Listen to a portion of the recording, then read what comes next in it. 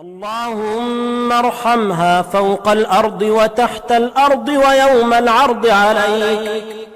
اللهم قها عذابك يوم تبعث عبادك. اللهم أبدلها دارا خيرا من دارها وأهلا خيرا من أهلها، وأدخلها الجنة وأعذها من عذاب القبر ومن عذاب النار.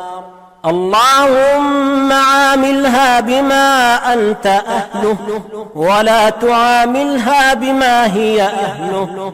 اللهم اجزها عن الإحسان إحسانا وعن الإساءة عفوا وغفرانا.